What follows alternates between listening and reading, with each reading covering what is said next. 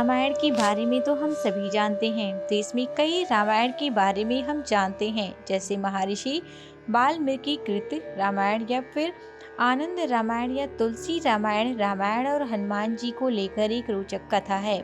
कहा जाता है कि स्वयं भगवान राम के परम भक्त पवन पुत्र हनुमान जी ने भी एक रामायण की रचना की थी, लेकिन वाल्मीकि जी के कहने पर उन्होंने वह रामायण समुद्र में बहा दी थी। है ना रोचक किस्सा? आइए जानते हैं इस कथा को।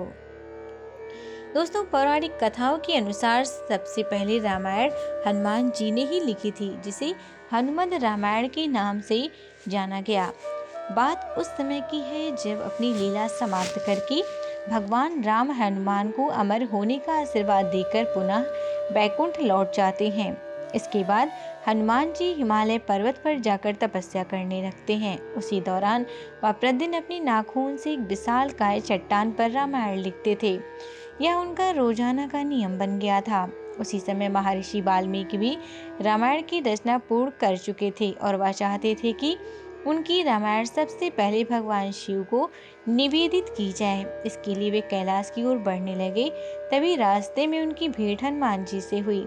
हनुमान जी ने महर्षि को प्रणाम किया। तभी हनुमान के मन में विचार आया कि क्यों न वो अपने द्वारा लिखित रामायण का सत्यापन महर्षि वाल्मीकि से ही करा लें। तो उन्होंने यही किया। जब महर्षि ने उनके द्वारा रचित रामायण पढ़ी तो वे भाव विभोर हो गए और अपने आंसू नहीं रोक पाए। वाल्मीकि बोले, हनुमान, तुमने अपनी कृति में प्रभु राम का संपूर्ण जीवन इस प्रकार उतारा है कि पढ़ने वाले को लगे कि वह प्रभु श्री राम के जीवन की समस्त लीलाएं अपने ही सामने होती हुई देख रहा हो। तभी वाल्मीकि जी के मन में विचार आया कि हनुमान द्वारा उचित रामायण के सामने उनके द्वारा रचित रामायण तो कुछ है ही नहीं।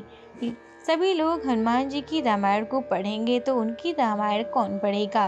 तभी हनुमान जी वाल्मीकि जी से सत्यापन की दक्षिणा मांगने को कहा, तो मौके का फायदा उठाते हुए वाल्मीकि जी बोले, हनुमान, मैं चाहता हूँ कि आप अपनी रामायण को समुद्र देव को अर्पित कर दें। यह सुनते ही हनुमान ने अपने एक कंधे पर विशालकाय चट्टान को रखा और दूसरे कंधे पर महर्षि को विराजमान किया और उड़कर समुद्र तट पर आ गए तथा उस चट्टान पर लिखी रामायण को समुद्र में डाल दिया। Subscribe to our YouTube channel and press the bell icon to get the latest updates.